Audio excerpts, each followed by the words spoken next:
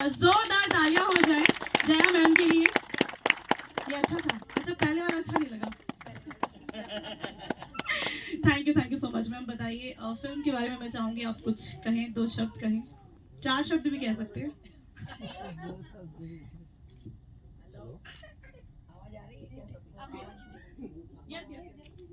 Hello, अभी आ रही है आवाज? पहले तो आप जो सब यहाँ पर पधारे उनके लिए आपका बहुत बहुत बहुत बहुत आभार।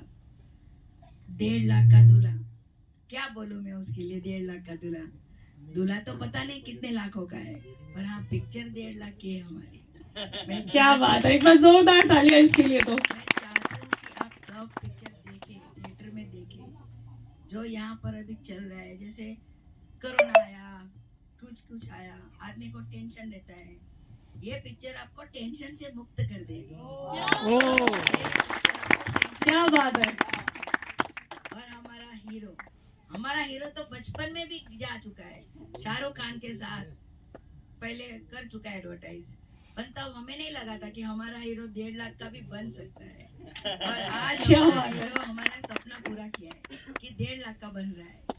तो मैं चाहूंगी कि आप सब मेरे ध्रुव को आशीर्वाद दीजिए कि वो इससे भी आगे जाए और लगातार मूवीज बनती रहे और आप सबका मनोरंजन होता रहे। Thank you so much ma'am.